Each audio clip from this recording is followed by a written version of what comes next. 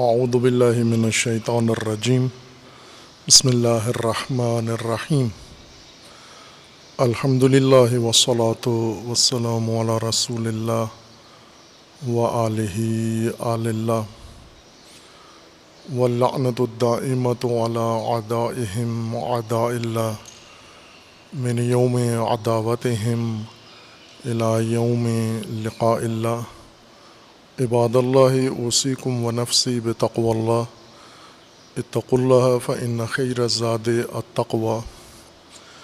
بندگان خدا، آپ سب کو اور اپنے نفس کو تقوی الہی کی وصیت کرتا ہوں، تقوی الہی کی نصیحت کرتا ہوں، تقوی الہی کی جانب دعوت دیتا ہوں اور تاکید کرتا ہوں کہ اپنی زندگی تقوی کے مطابق بسر کریں، تقوی کے زیر سایہ زندگی گزاریں اور تقوی کی بنیاد پر نظام زندگی قائم رکھیں۔ جملہ معاملات زندگی کے امورات زندگی کے تقوی کے معیار کے مطابق بسر کریں۔ حق تعالی نے انسانی زندگی کے تحفظ کے لیے تقوی کو حفاظتی تدبیر مقرر کیا ہے، اور حیات انسانی فقط اسی الہی تدبیر کے ذریعے محفوظ ہے۔ اس تدبیر سے باہر، اس سے ہٹ کر اور اس سے دور ہو کر انسانی حیات غیر محفوظ ہے۔ تقوی کے عوامل جن سے انسانی زندگی میں تقوی قائم ہوتا ہے، اس کے ہر مرحلے میں، انفرادی زندگی میں، عائلی اور خاندانی زندگی میں، اسی طرح سماجی اور اجتماعی زندگی میں، کاروباری اور معیشتی زندگی میں، تعلیم و تربیت میں، اور زندگی کے جملہ جتنے بھی میادین ہیں، ان سب میں اللہ تعالیٰ نے تقوی کے حصول کے لیے اور تقوی کے نظام کے قیام کے لیے امت با تقوی تشکیل دینے کے لیے کچھ عوامل متعارف فرمائے ہیں۔ ان میں سے سورہ مبارکہ انعام کی آیا 153 میں اللہ تعالیٰ کا فرمانا ہے وَأَنَّ هَذَا صِرَاطِي مُسْتَقِيمًا فَاتَّبِعُوهُ، یہ میرا سیدھا راستہ ہے، اس کی اتباع کرو۔ وَلَا تَتَّبِعُوا السُّبُلَ، اور اس صراط مستقیم کو چھوڑ کر مختلف اور منتشر راہوں پہ مت چلو، ان کی پیروی نہ کرو۔ فَتَفَرَّقَ بِكُمْ عَنْ سَبِيلِهِ، وہ راستے وہ سبل تمہیں اللہ کی راہ سے دور کر دیں گے۔ ذَلِكُمْ وَصَّاكُمْ بِهِ لَعَلَّكُمْ تَتَّقُونَ، یہ وصیت ہے تمہارے لیے تمہارے رب کی، پروردگار کی، تاکہ تم با تقوی ہو جاؤ اور تم تقوی حاصل کر سکو۔ وہ مورد جس کی طرف اشارہ کیا گیا ہے وَأَنَّ هَذَا صِرَاطِي مُسْتَقِيمًا، اس سے پہلی آیت میں اور اس سے پہلی آیت میں مجموعاً 10 عامل تقوی کے قرآن کریم نے سورہ انعام کی ان 2 آیات میں 151 اور 152 میں ذکر فرمائے ہیں۔ آیا 152 میں پہلا میدان تقوی کا ذکر فرمایا ہے وَلَا تَقْرَبُوا مَالَ الْيَتِيمِ إِلَّا بِالَّتِي هِيَ أَحْسَنُ حَتَّى يَبْلُغَ أَشُدَّهُ، کہ مال یتیم کے قریب مت جاؤ۔ البتہ دیگر آیات کے اندر اس عامل کو وسیع اور میدان کو وسعت کے ساتھ بیان کیا ہے کہ نہ صرف مال یتیم بلکہ کوئی بھی مال جو تمہارے لیے جائز نہیں ہے، تمہارا حق نہیں ہے، وہ مال، اس مال کے قریب نہ جاؤ۔ اور یہ حد انسان کو مراعات کرنی چاہیے کہ کون سا مال میرا حق نہیں ہے۔ ممکن ہے ہمارے اختیار میں کافی مال ہو، مختلف قسم کا مال ہو، مختلف لوگوں کا مال ہو، مختلف نوعیت کا مال ہو، لیکن وہ سارا ہمارے لیے جائز و روا نہیں ہے۔ اس مال میں انسان نے تصرف نہیں کرنا، جن میں سے ایک مال یتیم ہے۔ وَأَوْفُوا الْكَيْلَ وَالْمِيزَانَ، اور بالقسط، اور اسی طرح ناپ تول میں، لین دین میں، معاملات میں کمی مت کرو، اور اس میں قسط و عدل قائم کرو۔ اور اس میں یوں نہیں ہے کہ جب آپ اپنا حصہ، اپنا حق مانگو تو زیادہ دریافت کرو، اور دوسروں کو اس کے مقابلے میں معاوضے کے طور پر جو کچھ عطا کرو وہ کم عطا کرو، یہ ناجائز ہے۔ اور ایسے ہی مورد دیگر قرآن کریم نے بیان فرمایا لا نکلف نفسا الا وسعها، مقدور بھر تمہارے لیے جتنی قوت و طاقت ہے اللہ نے تمہیں مکلف قرار دیا ہے۔ وَإِذَا قُلْتُمْ فَعْدِلُوا وَلَوْ كَانَ ذَا قُرْبَى، اور جب بات کرو تم تو اس میں عدل کو پیمانہ قرار دو، عدل کے مطابق بات کرو، عادلانہ بات کرو، منصفانہ بات کرو، اگرچہ تمہارے اقربا کے بارے میں ہی کیوں نہ ہو۔ جاہلیت میں جب انسان بات کرتا تھا، یا جاہلیت کا قانون یہ ہے کہ جب تمہیں موقع ملے گواہی دینے کا، بات کرنے کا، تصدیق و تکذیب کا، تو اپنی برادری کی بات، اپنے قبیلے کی بات کرو، اور جو اپنے قبیلے کا نہیں ہے، اپنی برادری کا نہیں ہے، اس کے حق میں اور اس کے نفع میں بات کرنا تمہارے لیے ضروری نہیں ہے۔ یا مثلا مفادات کی دنیا جہاں پر ہو، لوگ مفاد دیکھ کر بات کرتے ہیں کہ میرا مفاد کس سے مربوط ہے اور کس سے وابستہ ہے۔ جہاں انسان کا مفاد وابستہ ہو وہاں اس کے حق میں انسان بات کرے، یہ ناعادلانہ بات ہے، غیر منصفانہ بات ہے۔ آپ مفاد سے بھی اور قرابت سے بھی بالاتر ہو کر فقط عدالت کے مطابق گفتگو کرو و بات کرو جب تمہیں بات کرنا پڑتی ہے۔ وَبِعَہْدِ اللَّهِ أَوْفُوا، اور عہد خدا کو وفا کرو۔ یہ 10واں عامل ہے تقوی کے قیام کے لیے، جس کے جن عوامل کے نتیجے میں فرمایا ہے یہ عوامل ہیں اور یہ صراط مستقیم ہے، اور اس کی اتباع کرو گے تاکہ تم بات تقوی ہو جاؤ۔ وہ امور جن سے انسان تقوی تک پہنچتا ہے وہ وفائے عہد ہے۔ وفائے عہد ارکان تقوی میں سے ہے، اور امت با تقوی کے لیے، مومن کے لیے وفائے عہد لازم ہے، واجب ہے۔ اور قرآن کریم میں وفائے عہد کو بنیادی شرط قرار دیا گیا ہے۔ یعنی در حقیقت بعض روایات کے اندر ہے کہ دین سارا عہد ہی کا نام ہے، مکمل دین عہد خدا ہے، اس عہد کے ساتھ وفا کرو تاکہ تم دیندار بن سکو۔ اور عہد وہ رکن ہے جس کے بارے میں حدیث میں بھی ہے کہ لا دین لمن لا عہد لہو، جس کا کوئی عہد نہیں ہے اس کا کوئی دین نہیں ہے، بے دین انسان ہے، بلا عہد انسان۔ عہد الفضائل ہے قرآن کی نقطۂ نگاہ سے، کہ تمام فضائل عہد سے پھوٹتے ہیں اور عہد سے نکلتے ہیں، عہد سے جنم لیتے ہیں۔ متعہد انسان، باعہد انسان جس نے اللہ سے عہد کر رکھا ہے، یا وہ عہد جو اسے کرنا ہے وہ اس نے عہد کر رکھا ہے اور اس عہد کو نبھاتا بھی ہے اور وفا بھی کرتا ہے، اس کے اندر باقی تمام خوبیاں بھی موجود ہوں گی۔ لیکن اگر وفائے عہد نہیں کرتا یا سرے سے عہد ہی نہیں رکھتا، بے عہد انسان ہے و بلا تعہد انسان ہے، اس کے اندر کوئی خوبی تلاش نہ کرو۔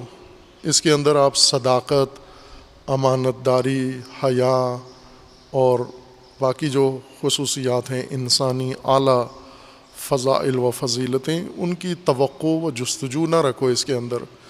اس کے اندر ہر قباحت موجود ہوگی کیونکہ یہ عہد نہیں رکھتا۔ اور قرآن کریم نے اس متعلق زیادہ تاکید فرمائی ہے۔ وہ جو باتقوی انسان کے لیے اور مقام تقوی تک پہنچنے کے لیے مومن کی ضرورت ہے، باب عہد میں ایک یہ جاننا ہے کہ عہد کس کو کہتے ہیں، اور دوسرا عہد کے تقاضے کیا ہیں۔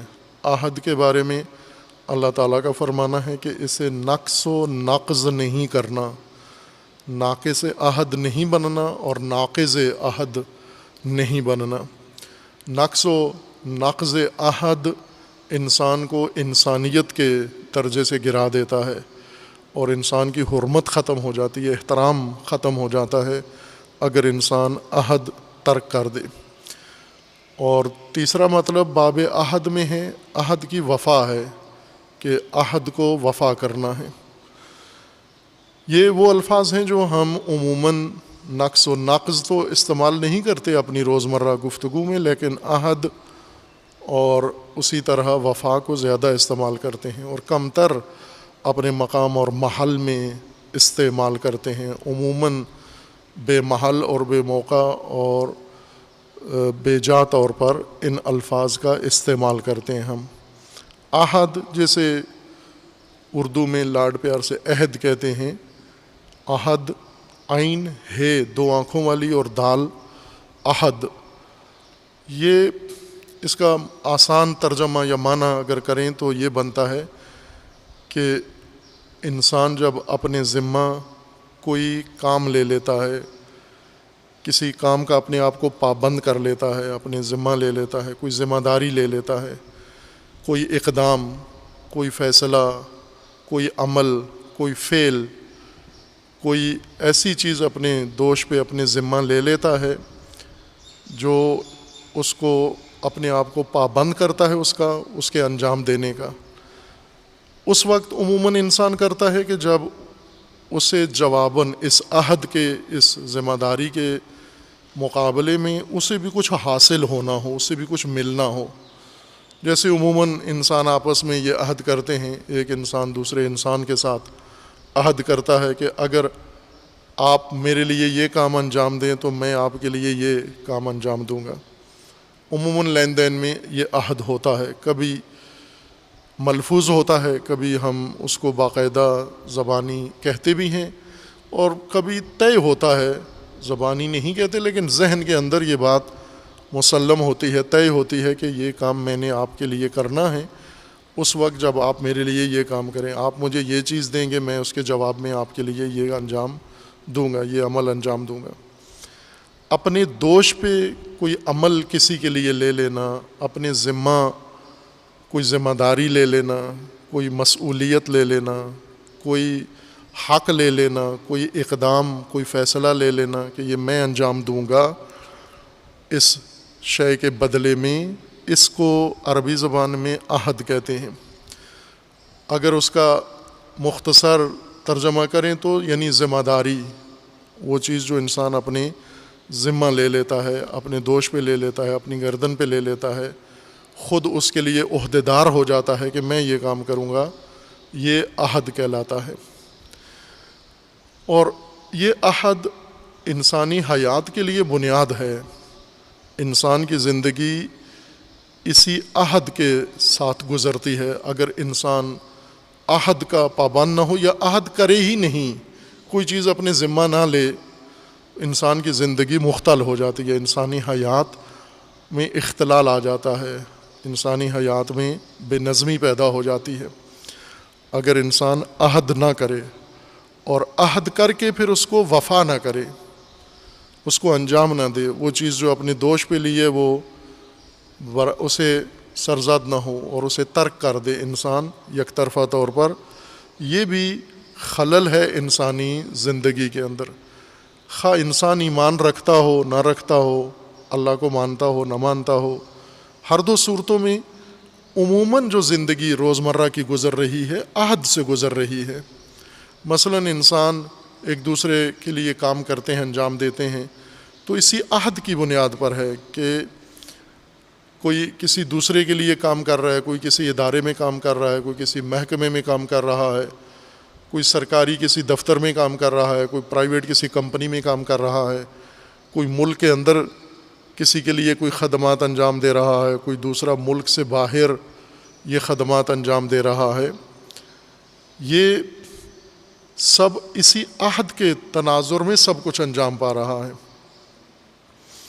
اگر یہ عہد نہ ہو، کسی کا کسی پہ بھروسہ نہیں ہے، کوئی کسی کے لیے کوئی کام نہیں کرے گا، کوئی انسان کہہ کر بھی، اقرار کر کے بھی کچھ نہیں کرے گا، چونکہ عہد نہیں ہے، اپنے دوش پہ ذمہ انسان نے کچھ نہیں لیا. جیسا کہ کچھ لوگ ہوتے ہیں غیر ذمہ دار لوگ، بلا عہد لوگ یا غیر متعہد لوگ، جنہوں نے اپنے دوش پہ کوئی ذمہ داری کسی قسم کی نہیں لی ہوتی. گھروں کے اندر بھی ایسے مثالیں موجود ہیں.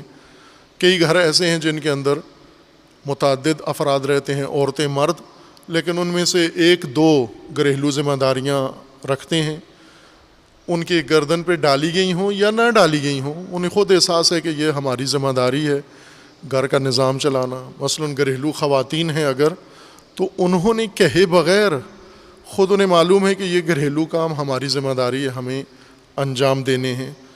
یا مرد اگر گھر میں ہے تو اسے معلوم ہے کہ گھریلو کاموں کی یہ میری ذمہ داری ہے، کہ گھر کا خرچہ پورا کرنا، گھر کی ضروریات پوری کرنا، گھر کے لیے مال حاصل کرنا تاکہ نظام گھر کا چلتا رہے. یہ عہد ہے جو انسان ایک دوسرے کے برابر لیتا ہے.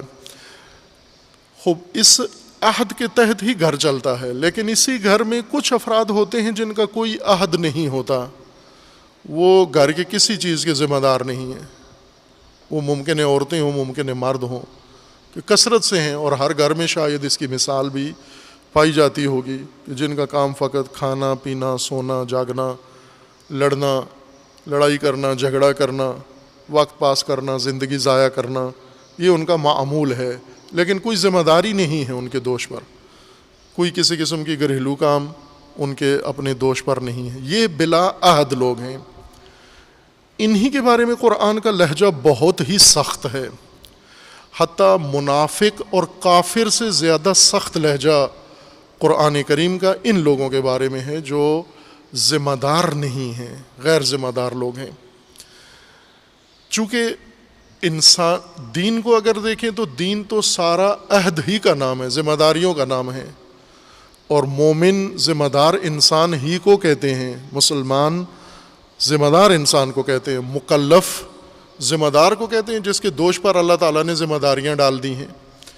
اب وہ جب عاقل ہو جاتا ہے، جب بالغ ہو جاتا ہے، جب رشید ہو جاتا ہے، رشد تک پہنچتا ہے، سوجھ بوجھ اس کے اندر پیدا ہو جاتی ہے، اس وقت اس کے اوپر بہت ساری ذمہ داریاں ڈال دی جاتی ہیں. کچھ اللہ کے حقوق ہیں، کچھ بندگان خدا کے حقوق ہیں، کچھ اس کے اپنے اقربا کے حقوق ہیں، کچھ اس کے سماج سوسائٹی کے حقوق ہیں، ذمہ داریاں ہیں جو اس کی گردن پہ ڈال دی جاتی ہیں. اگر ہم دین کو دیکھیں، دین سارا عہد کا نام ہے، لیکن دین سے ہٹ کر بھی اگر ہم دیکھیں تو بھی اجتماعی زندگی میں انسان اپنی معاشرتی زندگی میں اسی عہد کے نتیجے میں زندگی گزارتا ہے اور مفید ثابت ہوتا ہے. غیر ذمہ دار انسان، بلا عہد انسان، غیر متعہد انسان، یہی انسانی حیات کی سب سے بڑی دشواری و مشکل ہے. ہم جن چیزوں کو مشکلات سمجھتے ہیں ان سے بڑی مشکل یہ لوگ ہیں. ممکن ہے ہم مجرمین کو بڑا خطرناک انسان سمجھتے ہوں، ہم چوروں کو، ڈاکوؤں کو زیادہ معاشرے کے لیے خطرناک طبقہ و صنف گردانتے ہوں، لیکن حقیقت میں اگر قرآن کریم کا معیار دیکھیں تو قرآن کریم کے نزدیک ان مجرموں سے زیادہ خطرناک اور زیادہ مضر انسان یہ غیر ذمہ دار انسان ہے، یہ بے تعہد انسان ہے جس کے دوش پہ کوئی ذمہ داری نہیں ہے اور کوئی ذمہ داری اس نے لی نہیں ہے، یا لے کر اس نے نبھائی نہیں ہے، وفا نہیں کی، پوری نہیں کی، وہ عہد اس نے پورا نہیں کیا. قرآن کی نگاہ میں یہ سب سے زیادہ مضر انسان ہے. یہ کسی بھی معاشرے کی نابودی کا سبب بن جاتا ہے. آج اگر ہم اپنی معاشرتی مشکلات دیکھیں ملکی سطح پر اور عالمی سطح پر بھی دیکھیں، اگر عالمی مسائل دیکھیں، ملکی مسائل دیکھیں، قومی مسائل دیکھیں، علاقائی مسائل دیکھیں، دینی مسائل دیکھیں، دنیاوی مسائل دیکھیں، معیشتی مسائل دیکھیں، اور کسی شعبے میں دیکھیں، تو سارا خلل ان بے تعہد اور بے عہد انسانوں کی وجہ سے ہے. مجرمین نے نہیں سارا ملک تباہ کیا. مثلا پاکستان میں ایک بڑی تعداد جرائم پیشہ لوگ ہیں، ان کے جرائم نے بہت جزوی نقصان کیا ہے، چند افراد کا کیا ہے، چند خاندانوں کا کیا ہے، کسی خاص ادارے کا نقصان کیا ہے، لیکن انہوں نے قوم تباہ نہیں کی، ملک تباہ نہیں کیا، انہوں نے کسی جگہ نقصان ضرور پہنچایا ہے۔ مجرم عموماً خلل ہی ڈالتا ہے نظم اجتماع میں، اجتماعی نظم میں، ڈسپلن میں خلل پیدا کرتا ہے مجرم جرم کر کے۔ لیکن یہ مجرمین ایک طرف سے جرم کر رہے ہوتے ہیں اور دوسری طرف سے دوسری کسی جگہ پر جا کر اپنا کوئی عہد، کوئی ذمہ داری نبھا رہے ہوتے ہیں۔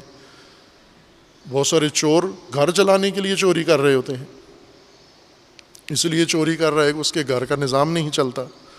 یا بہت سارے دیگر جرائم پیشہ لوگ ہیں، وہ مجرمین، ان کو کسی مجبوری نے شاید جرم کی دنیا میں ڈال دیا ہے، یا نافہمی کی وجہ سے، نادانی کی وجہ سے، حماقت کی وجہ سے ضرورتوں کا راستہ جرائم میں تلاش کر لیا ہے، یا کسی کی صحبت کی وجہ سے، کسی کمپنی کی وجہ سے، کسی ساتھی کی وجہ سے، کسی دوست کی وجہ سے، کسی کی اتباع و تقلید کی وجہ سے جرم کی دنیا میں آ گیا ہے، یا پھر اس کے پاس کوئی اور چارہ ہی نہیں تھا سوائے جرم کے، وہ جرم کرے اور کوئی چارہ نہیں تھا۔ کتنے لوگ، یہی شخص جو امریکہ میں سیاہ فام وہ مارا گیا، جس کو پولیس نے بے دردی سے گھٹنے کے نیچے دبا کے اس کا سانس بند کر کے اس کو مار دیا، اور وہ اس کے زانوں کے نیچے چیختا رہا کہ مجھے سانس لینے دو، میں دم گھٹ رہا ہے میرا، اور نہیں سنا۔ خوب اس نے $20 اس کے پاس تھے، جعلی نوٹ تھا، اور یہ دکان پہ جا کر اس نے استعمال کیا جیسا خبروں میں آیا ہے، اور پھر اس کے بعد اس دکاندار نے اس کو پکڑوایا اور اس وجہ سے اس کو موت کے گھاٹ اتار دیا۔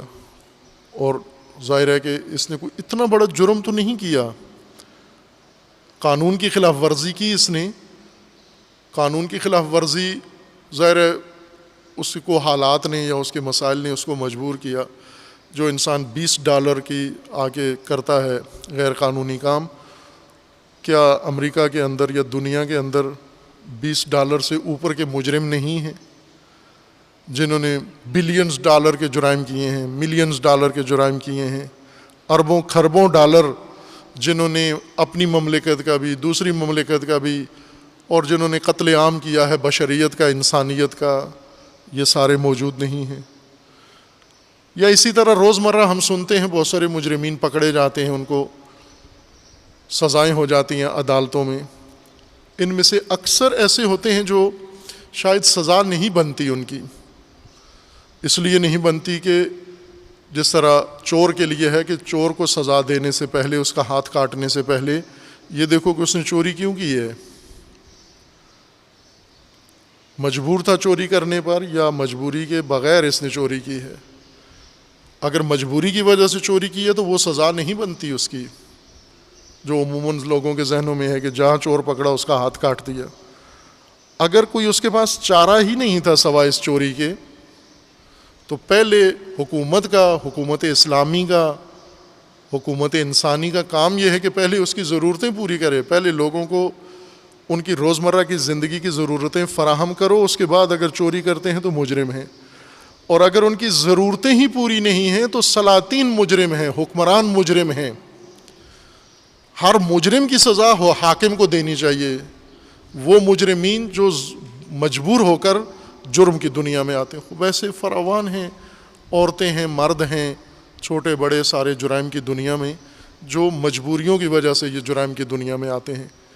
ان مجرمین کی سزائیں حکام کو ملنی چاہیے، سلاطین کو ملنی چاہیے، حکمرانوں کو ملنی چاہیے، سرمایہ داروں کو ملنی چاہیے، جن کی وجہ سے، جن کے ظلم و غصب کی وجہ سے ان کی ضروریات ختم ہوئی اور یہ جرائم کی دنیا میں آ گئے ہیں۔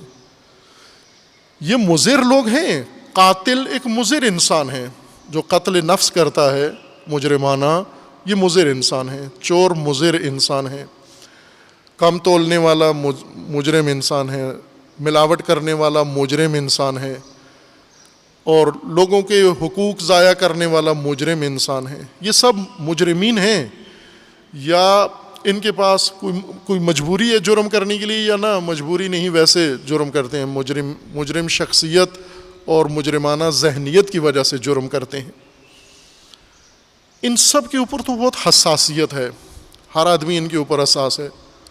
فلاں پکڑا گیا، فلاں کو سزا ہو گئی، اس نے یہ جرم کر دیا. یہ چھوٹے چھوٹے جرائم بڑے بڑے مجرمین بنا دیتے ہیں.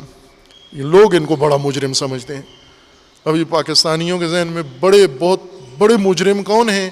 یہ ریڑھیوں والے، رکشوں والے، سائیکلوں والے، یہ بڑے مجرم ہیں ہماری نگاہوں میں. لیکن قرآن انہیں نہیں بڑا مجرم کہتا، یہ چھوٹے مجرمین ہیں. بڑا مجرم کون ہے؟ بڑا مجرم قرآن کی نگاہ میں سب سے خطرناک انسان، مضر انسان اور مہلک انسان، ویرانگر انسان، وہ غیر ذمہ دار انسان ہے جو رہتا ہے انسانوں کے اندر لیکن کوئی ذمہ داری اپنے دوش پہ نہیں رکھتا.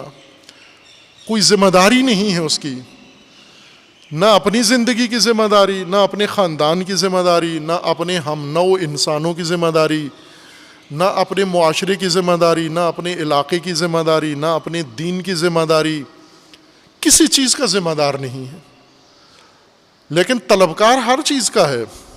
معاشرتی چیزوں سے بھی فائدہ اٹھاتا ہے، خاندانی فوائد سے بھی فائدہ اٹھاتا ہے، منفعت سے فائدہ اٹھاتا ہے، ملکی وسائل سے فائدہ اٹھاتا ہے، قومی وسائل سے، اموال سے فائدہ اٹھاتا ہے.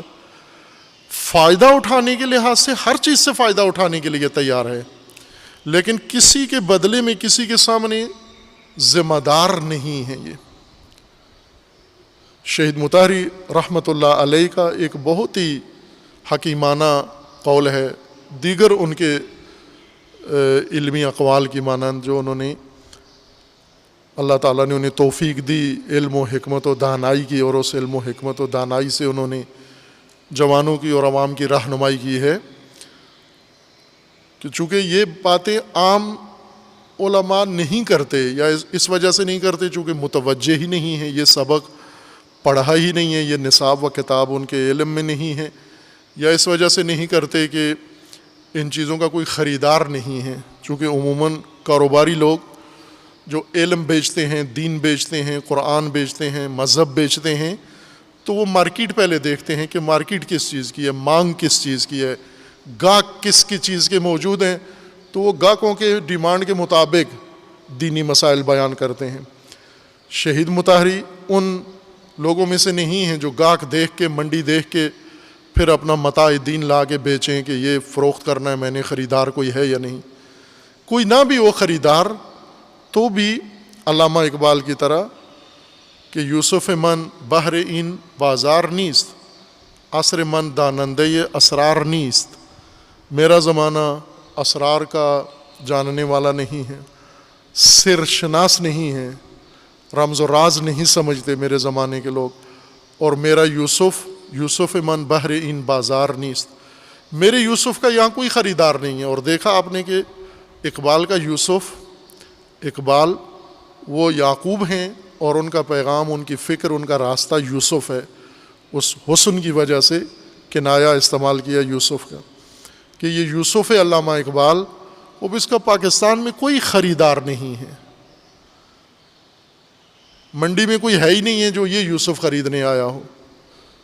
نہ تعلیمی اداروں میں، نہ یونیورسٹیوں میں، نہ مدرسوں میں، نہ ممبروں پہ، نہ محرابوں میں، نہ مسندوں پر، کہیں بھی کوئی اس فکر کا خریدار نہیں ہے.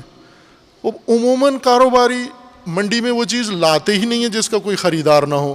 لیکن علامہ اقبال مصر ہیں کہ میں نے یہی یوسف، یہی متاع ہے میرے پاس، میں نے یہی پیش کرنی ہے کہ مجھے ہے حکم اذاں لا الہ الا اللہ. جماعت تیار نہیں ہے، جماعت بت فروش و بت خر و بت پرست ہے، لیکن یہی بت پرست جماعت میں مجھے حکم اذاں ہے، مجھے توحید کا حکم ہے، مجھے پیغام لا الہ الا اللہ دینا ہے، ہر چند کوئی خریدار نہ بھی ہو. شہید مطہری ان لوگوں میں سے ہیں، البتہ خریدار بھی ہیں. شہید مطہری علامہ اقبال کی طرح نہیں ان کی تقدیر و قسمت، بلکہ فراوان خریدار میسر آئے اور لوگ پڑھتے ہیں چونکہ وہ متاع انہوں نے پیش کی ہے. نایاب باتیں اگر دیکھنی ہے آپ نے جو کوئی نہیں کرتا اور وہ ان حکیموں کے پاس ہیں، شہید مطہری جیسی شخصیات کے پاس، اس میں شہید مطہری فرماتے ہیں کہ امت اسلامیہ کے متعلق، امت اسلامیہ کا المیہ، امت اسلامیہ کی ٹریجڈی کیا ہے؟ آئے دن ہر آدمی کچھ نہ کچھ اس میں اظہار کرتا رہتا ہے کہ امت اسلامیہ کا درد کیا ہے، امت اسلامیہ کی بیماری کیا ہے، امت اسلامیہ کا روگ کیا ہے، امت اسلامیہ کا بڑا مسئلہ کیا ہے، بڑی الجھن کیا ہے۔ یہ ہر آدمی اپنے تئیں تشخیص دے کر یا مطالعات کے ذریعے معلومات کے تحت کچھ نہ کچھ کہہ دیتا ہے۔ شہید مطہری فرماتے ہیں کہ ہم عموماً بدعمل، فاسد اور مجرم لوگوں کو ذمہ دار ٹھہراتے ہیں۔ مثلاً حکمران ہیں، فاسد حکمران ہیں، یا حتیٰ فاسد علماء، جس طرح روایت کے اندر ہے کہ دو طبقے اگر فاسد ہو جائیں تو امت ساری فاسد ہو جاتی ہے۔ ایک حکمران اگر فاسد ہو جائیں کسی قوم کے اور دوسرا علماء فاسد ہو جائیں، وہ قوم غرق ہو جاتی ہے، تباہ ہو جاتی ہے، نابود ہو جاتی ہے۔ یہ حدیث کے اندر ہے۔ شہید مطہری فرماتے ہیں کہ عموماً لوگ یہ تشخیص دیتے ہیں، یہ مجرمین، یہ فاسد لوگ، یہ گمراہ لوگ، یہ بدعمل لوگ، ان کو ذمہ دار قرار دیتے ہیں کہ ان بدعمل و فاسد لوگوں کی وجہ سے ملک تباہ ہے، قوم تباہ ہے اور ماحول بگڑا ہوا ہے، فاسد لوگوں کی وجہ سے۔ شہید مطہری اتفاق نہیں رکھتے اس نظریے سے۔ فاسد معاشرتے میں فساد پھیلاتے ہیں، لیکن پوری قوم، مومن قوم، مسلم قوم اور بندگان خدا کو راہ خدا سے نہیں روک سکتے۔ اپنے حصے کا فساد کرتے ہیں، اپنے دائرۂ عمل میں جا کر غلطیاں کرتے ہیں، گناہ کرتے ہیں، جرم کرتے ہیں اور ان کے اثرات بھی پڑتے ہیں۔ لیکن یہ کہ ایک پوری امت صدیوں سے پسماندہ ہو چلی آ رہی ہو، صدیوں سے غلام، صدیوں سے محکوم، صدیوں سے وہ ذلت کی زندگی گزار رہی ہو، یہ فاسد لوگوں کی وجہ سے نہیں ہے۔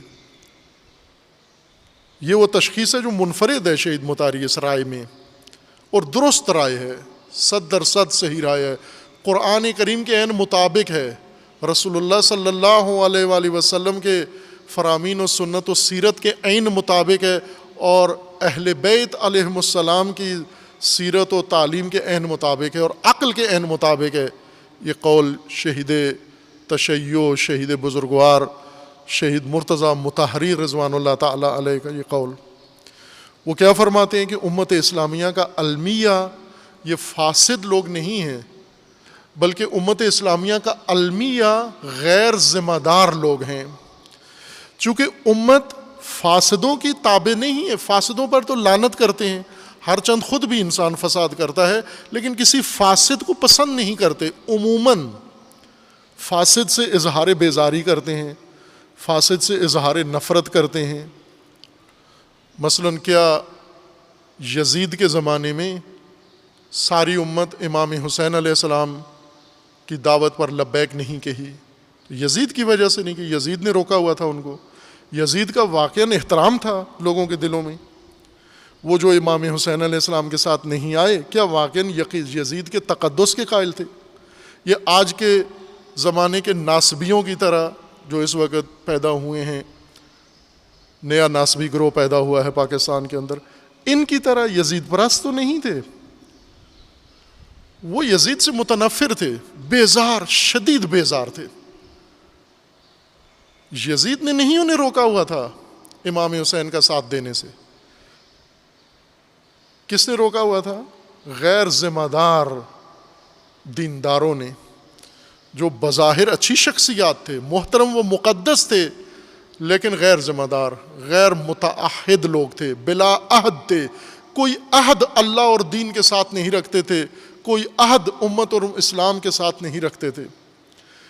ان کے اندر اسیر ہیں لوگ۔ آج بھی آپ لوگ دیکھیں زیادہ تر ان مقدسین کے اسیر ہیں، غیر ذمہ دار مقدسین، بلا عہد مقدسین، غیر متعہد مقدسین۔ مجرم نہیں ہیں، فاسد نہیں ہیں، غلط نہیں ہیں، گناہ نہیں کرتے، چوریاں نہیں کرتے، زنا نہیں کرتے، شراب نہیں پیتے، جوا نہیں کھیلتے، بلکہ نمازیں پڑھتے ہیں، روزے رکھتے ہیں، زیارتیں کرتے ہیں، حج کرتے ہیں، تہجد پڑھتے ہیں۔ بظاہر حلیہ بھی اسلام والا، عمل بھی ٹھیک ہے۔ اگر ان کی زندگی میں نزدیک ہو کے جھانکیں آپ، کوئی گناہ کرتے ہیں، بظاہر کھل کے کوئی گناہ بھی نہیں کرتے، ممکن ہے چھپ کے کرتے ہوں کچھ، وہ جو چھپ کے کرتے ہیں وہ دوسروں کے لیے کوئی حیثیت نہیں رکھتا. جب انسان کھل مکھلا نہیں کرتا گناہ تو اس کا مطلب ہے پاک انسان ہے، صاف انسان ہے، ستھرا انسان ہے. اور شہید مطہری فرماتے ہیں یہی نمازی، یہی روزہ دار، یہی حاجی، یہی زائر، یہی عالم، یہی فقیہ، یہی مجتہد، یہ اگر غیر ذمہ دار ہیں، یہ سب سے بڑی رکاوٹ ہے. انسانیت کا ریلا اس نے روکا ہوا ہے. امام حسین علیہ السلام کے ساتھ لوگ اس وجہ سے نہیں جا رہے کہ یزید انہیں کہہ رہا ہے حسین کے ساتھ نہ جاؤ. یزید پہ لعنت کرتے ہیں لوگ، لیکن حسین کا بھی ساتھ نہیں دینا. کیوں؟ امام حسین کو مقدسین نے روکا ہوا ہے. امام حسین کے ساتھ دینے والوں کو کیوں نہیں ساتھ دے رہے؟ چونکہ ایک غیر ذمہ دار اس شہر میں بیٹھا ہوا ہے، ایک غیر ذمہ دار اس شہر میں بیٹھا ہوا ہے. وہ عہد امیر المومنین کا ماجرا آپ کی خدمت میں بارہا بیان کیا ہے، نہج البلاغہ کے اندر بھی ہے، اس کے بارے میں خطبہ ہے. جنگ جمل میں امیر المومنین علیہ السلام نے، جنگ جمل بہت شروع میں، بہت جلدی امیر المومنین کی حکومت میں مضبوط و مستحکم ہونے سے پہلے ہی جنگ جمل شروع ہو گئی فوراً. ابھی مکمل طور پر مرکزی حکومت مسلط نہیں ہوئی تھی پورے علاقے کے اوپر، تمام حالات کے اوپر، کہ جنگ جمل شروع ہو گئی. اور جنگ جمل کے بانیوں نے اسی وجہ سے جلدی کی کہ ابھی امیر المومنین کا پورا طور پر ڈھانچہ حکومتی تشکیل نہیں پایا، کابینہ نہیں بنی، مختلف علاقوں کے اندر مناسب افراد کو والی و گورنر نہیں بنایا گیا، ابھی ذمہ داریاں نہیں صحیح طریقے سے متعین ہوئیں. ایک ابتدائی نوخیز زمانہ ہے، اور خصوصاً خلیفہ سوم کے قتل کے بعد ویسے حالات الجھے ہوئے تھے. مملکت کے ساری مملکت ایک آشوب کا شکار تھی، آشفتگی تھی مملکت کے اندر. ایسے میں حکومت بھی بنی، اور حکومت ابھی نوکار ہے، ابھی حکومت تشکیل پائی ہے. تو انہوں نے جلدی میں یہ اس ذہنیت کے ساتھ کہ ہم فوراً حملہ کرتے ہیں اور ایک نوخیز حکومت کو فوراً ہی جو ابھی مضبوط نہیں ہے فوراً گرا دیں گے، اس ذہنیت تجزیے کے ساتھ انہوں نے حملہ کیا، جنگ شروع کی. اور واقعاً ایسا ہی تھا. امیر المومنین کی ابھی کوئی مرکزی فوج اس طرح سے نہیں تھی، ابھی آلات خلفشار والے تھے، اور پچھلا جو حادثہ ہوا تھا قتل خلیفہ، اس کے ابھی آثار باقی تھے. امیر المومنین نے فوج جمع کی، وہ کوئی اتنی نہیں بنی کہ جس سے جنگ کی جا سکے. ان کی لشکر زیادہ قوی تھا، امیر المومنین کا لشکر اتنا نہیں تھا تعداد میں. اس لیے امیر المومنین نے مختلف علاقوں میں وفود بھیجے، نمائندے بھیجے، اور سب سے اہم مرکز کوفہ تھا. امیر المومنین علیہ السلام، جنگ بصرہ میں ہو رہی تھی، امیر المومنین مدینہ سے جا رہے تھے بصرہ کی طرف، اور ابھی کوفہ میں سابقہ حکومت کا مقرر کردہ والی ابو موسیٰ اشعری وہ وہاں کے گورنر ہیں. بہت ہی مقدس شخصیت، تاریخ میں ان مقدسین میں سے بڑے سر فہرست مقدسین میں سے ایک وہ ہیں، صحابی ہیں اور بڑے معتبر اور محترم شخصیت ہیں، سب کے نزدیک احترام کرتے ہیں. امیر المومنین علیہ السلام نے جس طرح والی شام کو معزول کیا، والی کوفہ کو بھی معزول کر دیا، لیکن پھر ساتھیوں نے امام علیہ السلام کو روکا، اور خصوصاً جناب مالک اشتر نے اصرار کیا، چونکہ مالک اشتر کوفہ کے رہنے والے تھے، کوفہ کے حالات سے آشنا تھے، جانتے تھے وہاں کی ترکیب اور صورتحال کو. اس لیے امیر المومنین پہ اصرار کیا کہ انہیں فوراً نہ تبدیل کریں، آپ کچھ عرصہ رہنے دیں، جب ہم کوفہ میں اپنے قدم جما لیں گے تو پھر کسی مناسب فرد کو وہاں متعین کر دیں گے، انہیں رہنے دیں ابھی. اس لیے امیر المومنین نے وہ لکھا ہوا خط معزولی کا نہیں بھیجا، اور انہی کو رکھا کہ کچھ دن رہیں. اور اسی اثناء میں جنگ جمل شروع ہو گئی، اور کوفہ سے ہی امیر المومنین کو توقع تھی کہ ہماری آئیں گے، ساتھی آئیں گے. جب پہلا پیغام بھیجا تو بہت صورتحال مایوس کن تھی، نظر نہیں آیا کہ وہاں سے کوئی آئے گا حمایت کے لیے یا جنگ کے لیے. امیر المومنین نے ایک بھاری وفد بنایا، جس میں حضرت امام حسن مجتبیٰ علیہ الصلوۃ والسلام کو وفد کا سربراہ بنایا، اور ساتھ ہی عبداللہ ابن عباس جو بہت بڑی شخصیت اور امیر المومنین کے مشاور تھے، سیاسی مشاور، ان کو بھی ساتھ بھیجا. یہ بڑے چوٹی کی شخصیت تھی امیر المومنین کے ساتھ سیاسی اور اجتماعی لحاظ سے. انہیں بھیجا، ایک دو بندے اور ساتھ بھیجے. یہ وفد، بھاری وفد کوفہ بھیجا کہ جلدی جا کر کوفہ سے لشکر تیار کر کے لائیں. اور والی کوفہ، گورنر کوفہ جب انہیں جا کر کہا کہ امیر المومنین کا حکم ہے فوراً لشکر تیار کرو اور بھیجو، روانہ کرو بصرہ، تو والی کوفہ آئے اور آ کر مسجد کوفہ میں لوگوں کو جمع کر کے اور خطبہ دیا. اور خطبے کے اندر کہا کہ خبردار کسی نے اس جنگ میں جانے کا ارادہ بھی کیا، اگر یہ جنگ نہیں ہے، یہ فتنہ ہے، یہ جہاد نہیں ہے، یہ فتنہ ہے، اور جو اس میں جائے گا وہ جہنم میں جائے گا، وہ بہت برا انسان ہوگا.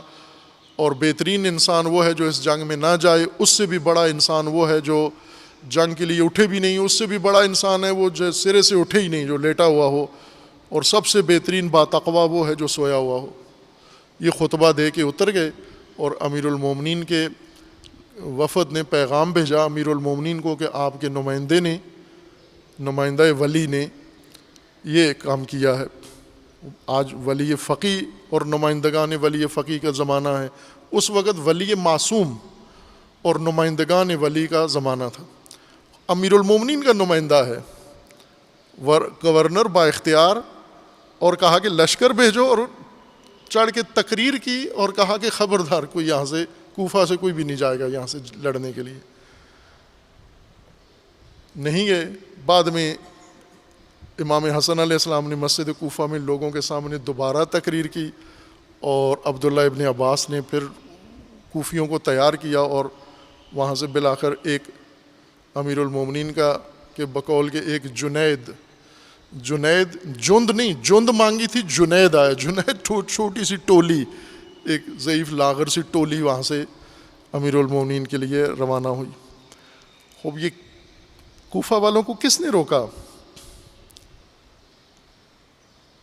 امیر المومنین کا ساتھ دینے سے؟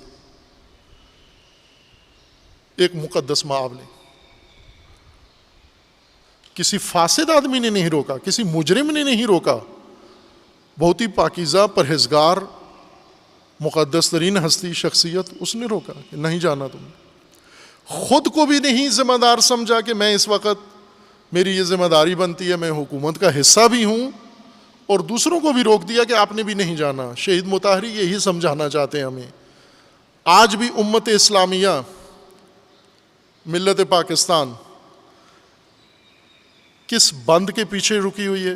جس طرح پانی ہے نا، کہیں ڈیم بناتے ہیں، بند باندھ دیتے ہیں، پیچھے بہت بڑا ریلا پانی کا رک جاتا ہے. جیسے تربیلا ڈیم ہے، جھیل دنیا کی بڑی جھیلوں میں سے ایک ہے، اور اس کے پیچھے بہت کثیر فراوان مقدار میں پانی جمع ہے. کس وجہ سے؟ چونکہ آگے ایک بند بندھا ہوا ہے.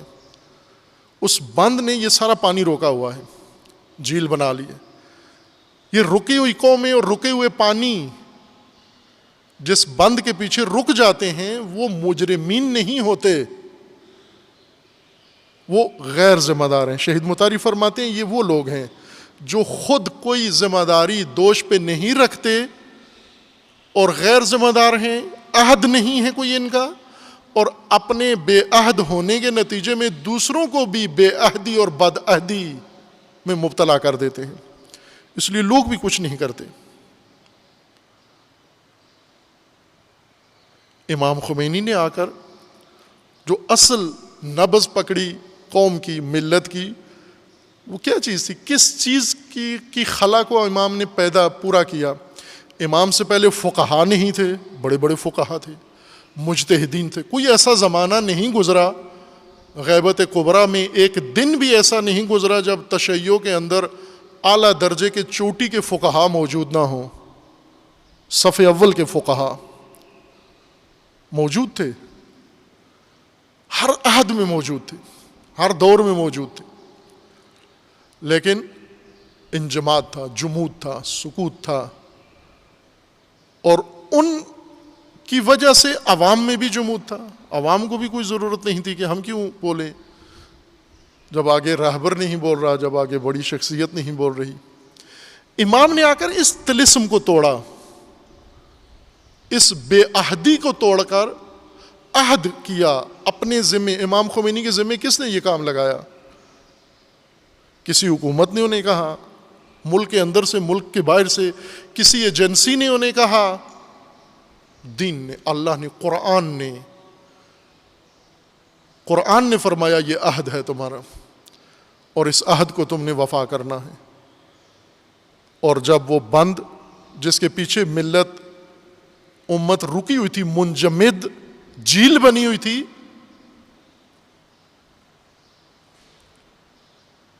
مجھے یاد ہے چند سال قبل جو اسکردو جانا ہوا تو وہاں ان مومنین کے ماحول کے مطابق ان سے مثال دی کہ یہ ہمالیہ کے بڑے پہاڑ ہیں K2 اور باقی، ان کے اندر گلیشیئر ہیں، یعنی عرصے سے بلکہ کہیں صدیوں سے جمی ہوئی برف کے اوپر برف، اور وہ ایسی برف ہے کہ اب وہ ایک طرح سے رشد و نمو کر رہی ہے، جیسے پودے اگتے ہیں، گھاس اگتی ہے، اس طرح سے وہ برف بڑھتی جاتی ہے، ابھی برسے نہ بھی تو بھی اس کے اندر رشد آتی جاتی ہے. گلیشیئر ایسی برف کو کہتے ہیں.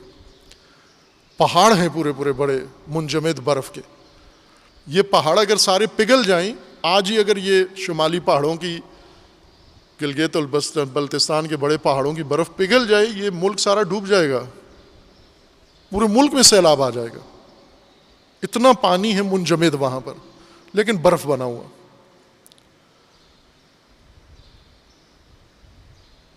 ان مومنین سے یہ کہا تھا کہ یہاں ایک گلیشیئر ہے، پانی کا ہے، تھوڑا سا گرمی کا جو موسم آتا ہے آج کل پگھلنا شروع ہو گئی ہے. اتنی پگھلے گی جتنی یہاں پانی کی ضرورت ہے، ساری نہیں پگھلے گی. پگھل کے دریاؤں میں پانی آ جائے گا، پھر جو ہی سردیاں ہوگی دوبارہ پگھلنا بند ہو جائے گا، انجماد پھر آ جائے گا. سارا گلیشیئر نہیں پگھلتا. یہ تو اللہ نے قانون بنایا ہوا ہے، تبھی پانی کے لیے ایسا ہی ہونا چاہیے. لیکن ایک ملت بھی وہاں پر منجمد، جمود کا شکار ایک قوم پوری گلیشیئر خود رضاکارانہ طور پر بنی ہوئی ہے، اپنے آپ کو ڈارون کے قانون کے مطابق طبیعت کے ساتھ سازگار بنایا ہوا ہے. منجمد، بالکل بے تحرک. یہ جمود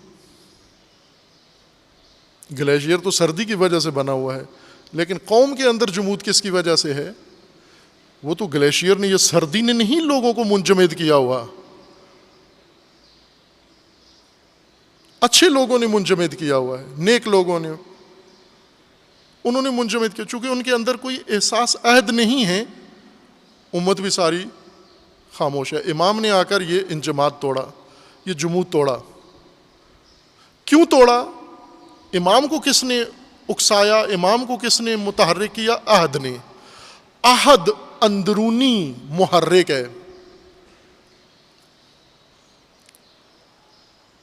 پنجاب میں زیادہ تر لوگ جانور شہریوں نے نہیں رکھے ہوئے، دیہاتوں میں ہیں جانور رکھے ہوئے انہوں نے، بکریاں، بھیڑیں اور گائے بھینس، یا حتیٰ گدے گھوڑے جو انسان کے کام آتے ہیں، یہ بھی موجود ہیں جانوروں میں. اگر کسی جانور کو ایک جگہ سے دوسری جگہ لے کے جانا ہو تو اس کا آسان طریقہ یہ ہے، یہاں ہم نے بھی جو باڑہ بنایا ہے اس میں وہ جانور کٹے اور وچھے، چونکہ کٹے وچھے جوان ہوتے ہیں، قابو میں نہیں ہوتے، وہ کھل جائے تو پھر کسی کے قابو میں نہیں آتا. اس کو قابو کرنے کے لیے وہ طریقہ انہوں نے یہ استعمال کیا ہے کہ تھوڑا سا چارہ، سبز پٹھے چارہ لے کے آگے پکڑتے ہیں، پھر وہ اس کے پیچھے پیچھے پیچھے پیچھے کٹا بھی دوڑتا ہوا چلا جاتا ہے، جہاں اس نے باندھنا ہے وہیں جا کر وہ چارہ رکھتا ہے، یہ بھی وہیں ٹک جاتا ہے، اس کو باندھ دیتا ہے. یہ بیرونی محرک ہے. وہ قومیں جن کے سامنے پٹھے پکڑو تو پھر چلتی ہیں آگے، یا جن کے پیچھے ڈنڈا اٹھاؤ تو پھر چلتی ہیں آگے. آگے کٹے وچھے دو طریقے سے، یا پیچھے سے ڈنڈے مارو تو پھر کہیں چلتے ہیں، یا پھر آگے چارہ پکڑ کے آگے آگے جو تو پھر چلتے ہیں. یعنی جس قوم کو کوئی لنگر اٹھائے، مفاد، کوئی فائدہ، کوئی لالچ، کوئی طمع، کچھ ملے تو پھر نکلے، یہ اس محرک کی طور پر ہے جس کو سامنے کچھ نظر آئے. مومن انسان کو یہ چارہ نہیں اٹھاتا. امیر المومنین کا یہ فرمان ہے کہ اے پروردگار، میں جنت کی لالچ میں اور جہنم کے خوف سے تیری بندگی نہیں کرتا، مجھے یہ چارہ آگے ہورے نہیں کھینچ رہی، سجدے نہیں کروا رہی، اور وہ نار نہیں سجدے کروا رہی، تیری ذات، تیرا کمال اور عہد، میرا بندگی کا عہد مجھ سے سب کچھ کرا رہا ہے، یہ عہد بندگی مجھ سے سب کچھ کروا رہا ہے۔ عہد وہ اندرونی محرک ہے۔ کئی لوگ ہیں خوب اپنی نجی زندگی میں بہت فعال ہیں، نجی زندگی میں بیوی بچوں کا بہت دھیان رکھتے ہیں، وقت پہ اوپر جاتے ہیں، گھر میں بچوں کو ٹائم دیتے ہیں، بچوں کو ٹائم پہ چھوڑتے ہیں، ٹائم پہ لے کر آتے ہیں، گھر کا راشن پورا رکھتے ہیں، ہر چیز گھر کی مینٹین کر کے، گھر بھی خوبصورت بنایا ہوا ہے، گھر کا سامان بھی خوبصورت ہے، گھر کے نظم و نظام بھی سارا ٹھیک چل رہا ہے، نجی زندگی ان کی بہترین چل رہی ہے۔ لیکن انہی افراد کو اگر کوئی قومی عہد ان کے سامنے رکھے، میدان اس کے اندر ایک منٹ دینے کے لیے تیار نہیں ہے۔ جب تک کوئی آگے چارہ نہ ہو یا جب تک پیچھے سے کوئی ڈنڈا نہ ہو، یہ نہیں اٹھتے۔ لیکن کچھ لوگ ہیں جو اپنی نجی زندگی بالکل چھوڑ کے، ترک کر کے، یہ وہ لوگ ہیں۔ مجھے یاد ہے ایک پاکستان کے اندر ہی ایک اسی طرح کی ایک شخصیت نظر آئی مجھے کہ ان کے اندر یہ گوہر موجود ہے،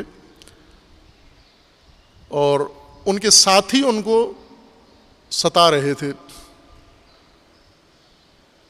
قدردان نہیں تھے، گھر والے بھی ان سے ناراض کہ یہ گھر کو ٹائم نہیں دیتے، ساتھی بھی ان سے ناراض کہ یہ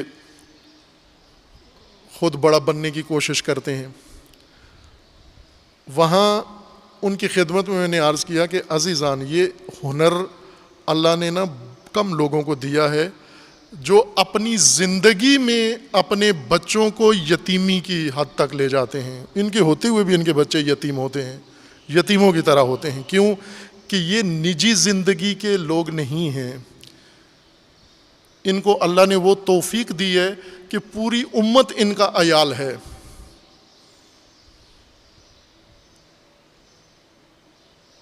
چند چوزے اپنے پال لینا تو مرغی زیادہ یہ محنت کرتی ہے انسان سے۔ ایک مومن نے یہ کہا کہ آخری جب بیٹے کی یا بیٹی کی شادی ہوئی تو کہنے لگے جی الحمدللہ سرخرو ہو گئے ہم۔ نے کہا کیا ہو گیا کہ سرخرو ہو گئے؟ کہا کہ 5 7 8 بچے تھے، باری باری سب پڑھ بھی گئے ہیں، نوکریاں بھی ہو گئی ہیں، شادیاں بھی ہو گئی، یہ آخری تھا جس کی شادی ہو گئی ہے، اور اب ہم سرخرو ہو گئے ہیں۔ تو میں نے کہا یہ بچے پیدا کرنا، پالنا، بیاہ دینا سرخروئی کہلاتا ہے؟ کہتے ہیں ہاں یہی ہے، اور کیا ہے؟ تو میں نے کہا یہ تو مرغی کئی دفعہ سرخرو ہوتی ہے، اور ہر دفعہ 30 32 چوزے نکالتی ہے، پھر ان کو چگاتی ہے، پھر انہیں پالتی ہے، پھر انہیں کسائی تک پہنچاتی ہے، پھر اس کے بعد سرخرو ہو جاتی ہے، پھر دوبارہ نئے سرے سے خاندان بناتی ہے۔ اور مرغی تو کئی دفعہ سرخرو ہے، آپ سے زیادہ کامیاب ہے۔ بلے شاہ کے بقول کے بولیا وہ راتوں کو جاگنا اگر بڑی فضیلت ہے تو کتے ساری رات جاگتے ہیں، کتے ساری رات جاگتے ہیں۔ بس وہ تو پھر تجھ سے لے گئے بازی، اگر رات جاگنا ہی بڑا کمال ہے تو کتا ساری رات جاگتا ہے۔ کتے تیں تو اچے، کس طرح ہے وہ نظم بلے شاہ کی، خوبصورت ہے بہت، کہ وہ تو لے گئے بازی تجھ سے۔ پھر انسانی مقام تعہد سے بنتا ہے، عہد سے بنتا ہے، اور تقوی کا رکن رکین، دین کا رکن رکین انسان کے لیے اللہ نے عہد رکھا ہے، نبیوں سے عہد لیا ہے، امتوں سے عہد لیا ہے، اور وہی اللہ کے بارگاہ میں مفلحون ہیں جنہوں نے عہد نبھایا ہے، پورا کیا ہے۔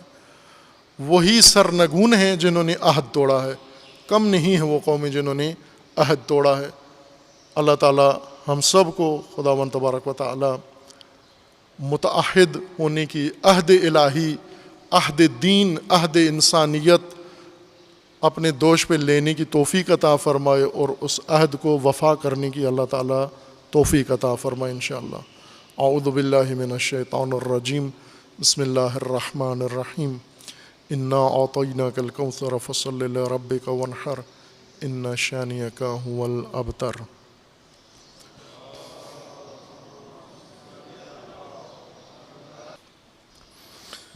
اعوذ باللہ من الشیطان الرجیم بسم اللہ الرحمن الرحیم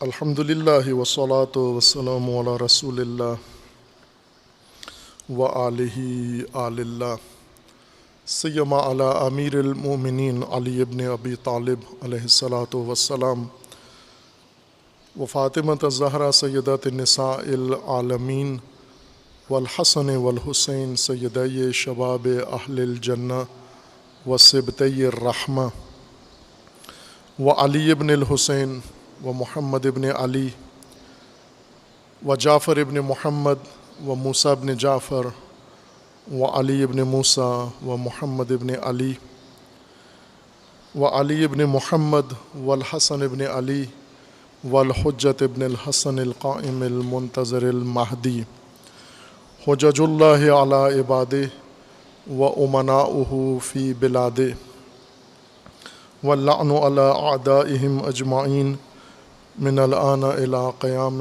یوم الدین عباد اللہ اوصیکم ونفسی بتقوی اللہ اتقوا اللہ فإن خیر الزاد التقوی بندگان خدا، آپ سب کو اور اپنے نفس کو تقوی الہی کی وصیت کرتا ہوں، تقوی الہی کی نصیحت کرتا ہوں، تقوی الہی کی جانب دعوت دیتا ہوں اور تاکید کرتا ہوں کہ اپنی زندگی تقوی کے مطابق بسر کریں، تقوی کی بنیاد پر زندگی کا نظام بنائیں اور تمام امور تقوی کے پیمانے پر انجام دیں۔ تقوی تدبیر الہی ہے تحفظ حیات انسان کے لیے، اور تقوی کے قیام کے لیے اور امت تقوی کی تشکیل کے لیے اللہ تعالیٰ نے اہتمام فرمایا ہے روز جمعہ کا اور نماز جمعہ کا، اور ترکیب اور شکل نماز جمعہ کی اس طرح سے تعلیم دی ہے، مقرر فرمائی ہے کہ جس سے نظام تقوی قائم ہو سکتا ہے، اس صورت میں کہ جب خود نماز جمعہ اپنے ارکان و اپنے اصولوں پر قائم ہو، اپنے آداب کے ساتھ برپا ہو۔ چونکہ نماز جمعہ فقہ امامیہ میں بعض شبہات کے نتیجے میں خلل اس میں پیدا ہوا ہے، اور نتیجہ عملی طور پر نماز جمعہ سے بے رغبتی، بے رونقی اور عملاً تعطیل ہے نماز جمعہ امامیہ کے اندر۔ جہاں منعقد بھی ہے تو وہ ظاہر ہے واجب کی نیت سے نہیں ہے، اور اگر واجب بھی ہو تو تخییری ہے، یا جو بھی اشکالات ہیں اس کے فتاویٰ کے مطابق لوگ عمل پیرا ہیں۔ شہید ثانی رحمۃ اللہ علیہ نے، جو نامدار فقیہ ہیں فقہائے اسلام، فقہائے شیعہ میں سے، اور تشیع میں فقہ شیعہ میں، فقہ امامیہ میں ایک تعلیمی بورڈ کی حیثیت رکھتے ہیں، نصاب کی حیثیت رکھتے ہیں، انہی کی تدوین کردہ فقہ پڑھائی جاتی ہے مدرسوں کے اندر، علماء پڑھتے ہیں، مجتہدین مراجع وہی پڑھ کر درجہ مرجعیت تک پہنچتے ہیں۔ شہید ثانی نے اس باب جمعہ کو محسوس کیا کہ اس کا حق ادا نہیں ہو رہا، اس لیے اہتمام کے ساتھ نماز جمعہ کے متعلق کتب تدوین کی اور ان کے اندر نماز جمعہ کی اہمیت بیان فرمائی ہے، جس میں سے ایک کتاب ان کی جو ہم یہاں خطبہ میں پیش کر رہے ہیں خصائص جمعہ ہیں، خصائص یوم الجمعہ، جو تلخیص ہے ایک اہل سنت کے عالم جلال الدین سیوطی کے کتاب کی۔ انہوں نے 100 خصوصیتیں لکھی ہیں، شہید ثانی نے اس میں سے 40 خصوصیتیں انتخاب کر کے اس کتاب میں ذکر کی ہیں۔ اور دوسرا فرق یہ ہے دونوں میں کہ علامہ اہل سنت کے انہوں نے شیعہ اہل بیت علیہ السلام سے مروی روایات سے استفادہ نہیں کیا، اور شہید ثانی نے وہی مطالب جو انہوں نے تدوین کیے ہیں انہی کو اہل بیت علیہ السلام کی روایات سے مدلل کیا ہے اور ان کے لیے احادیث ذکر کی ہیں۔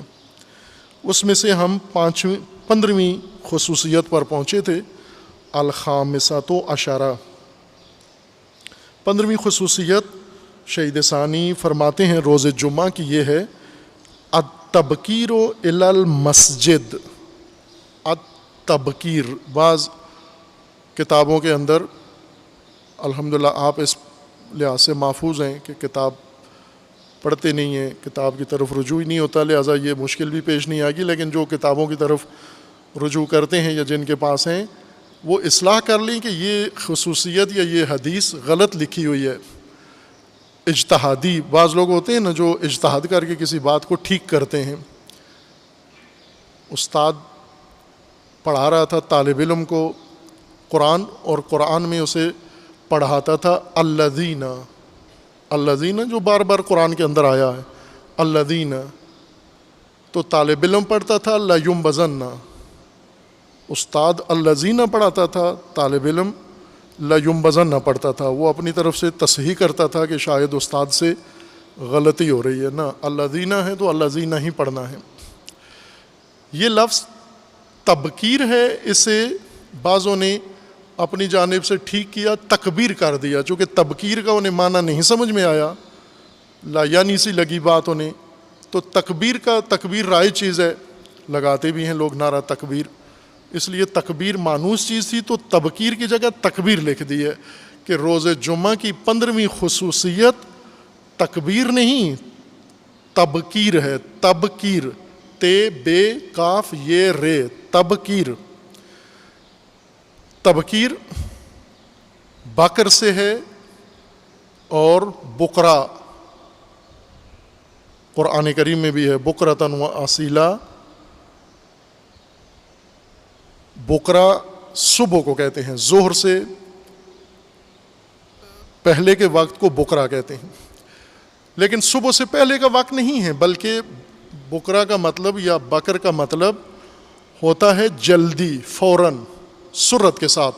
جس طرح قرآن کریم کے اندر ہے آیہ کریمہ یا ایھا الذین آمنوا اذا نودی للصلاۃ من یوم الجمعہ فاسعوا, فاسعوا سعی کرو, دوڑتے ہوئے آؤ, جلدی آؤ, سب کچھ چھوڑ چھاڑ کے, وزر البیع, کام کاروبار لین دین معاملہ دکان سب بند کر کے دفتر, فاسعوا الی ذکر اللہ, اللہ کے ذکر کی جانب دوڑتے ہوئے آؤ, جلدی کرتے ہوئے آؤ, سعی کی صورت میں آؤ.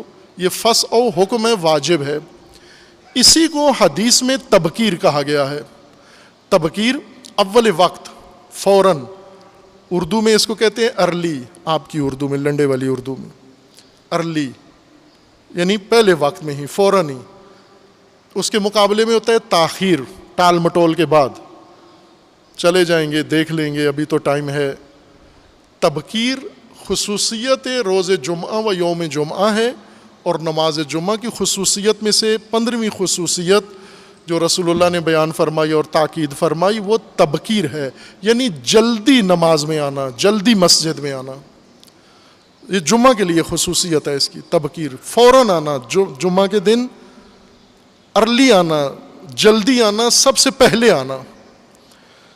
التبکیر الی المسجد, نماز جمعہ مسجد میں ہے اور آپ فوراً مسجد میں حاضر ہو اور جلدی مسجد میں حاضر ہو.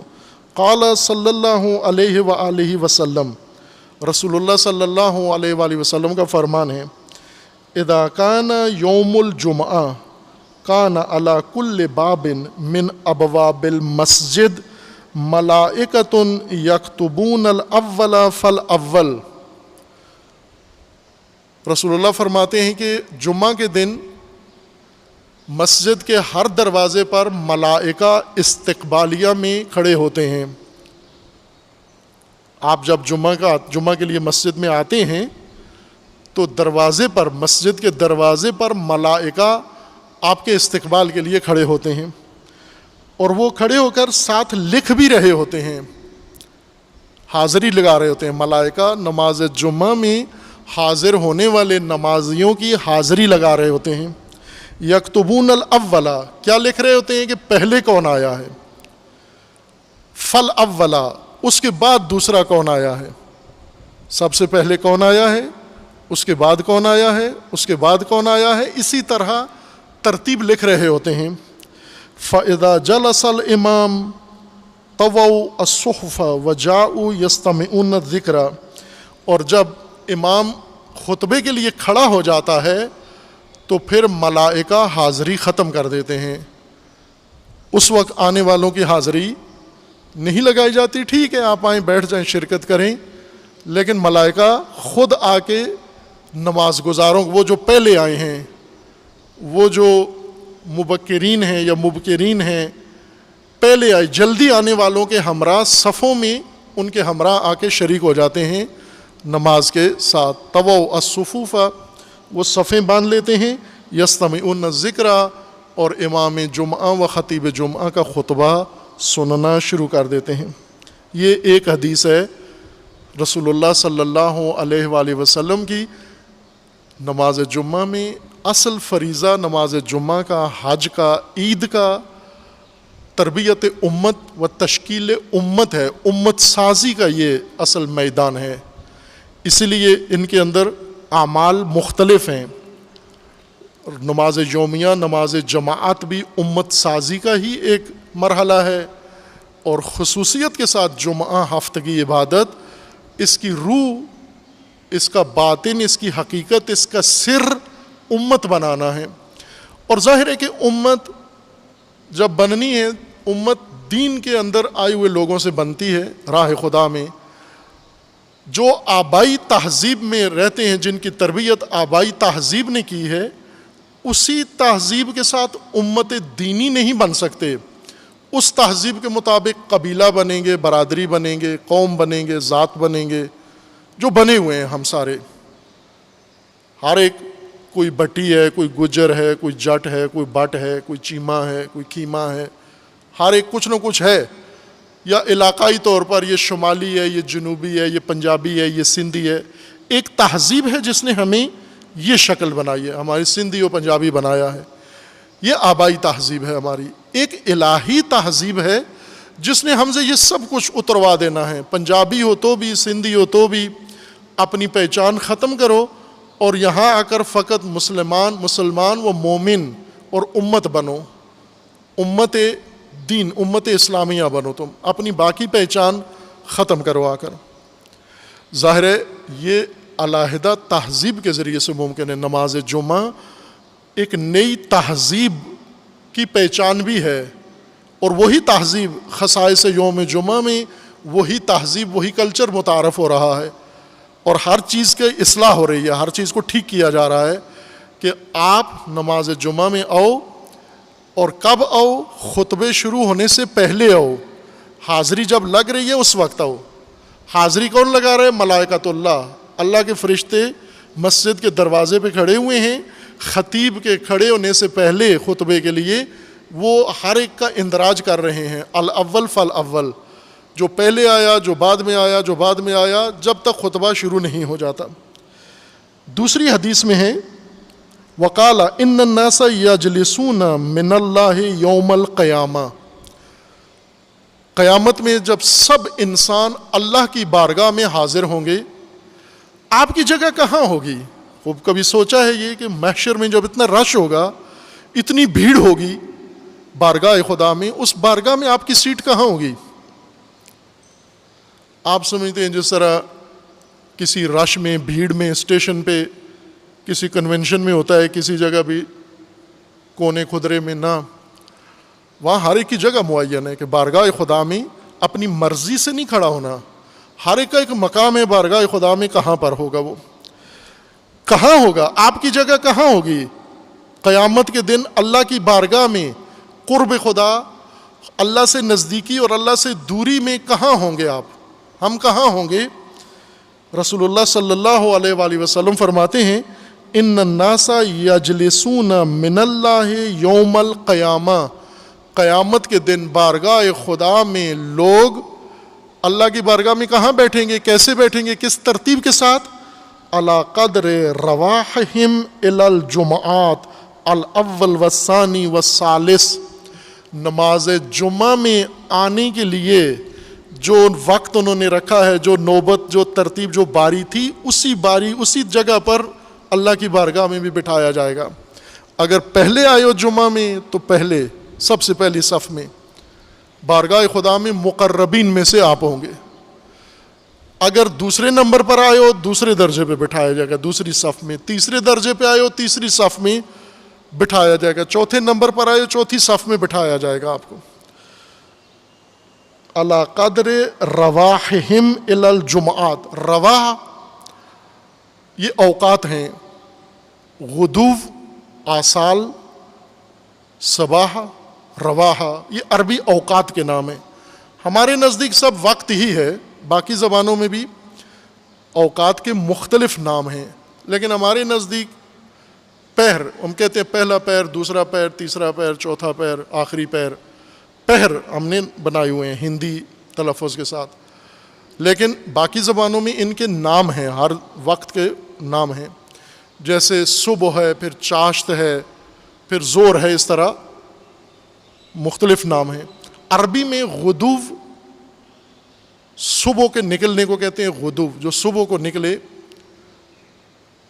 وہ صبح زوال سے پہلے, سورج کے زوال سے پہلے, زور سے پہلے اگر آپ گھر سے نکلے ہیں کسی بھی کام کے لیے تو یہ آپ نے صباح, یہ اگر ارلی صبح بہت صبح نکلے ہیں طلوع کے وقت تو یہ آپ کی حرکت, یہ گھر سے خروج, یہ صباح ہے, یعنی صبح کا نکلنا ہے گھر سے.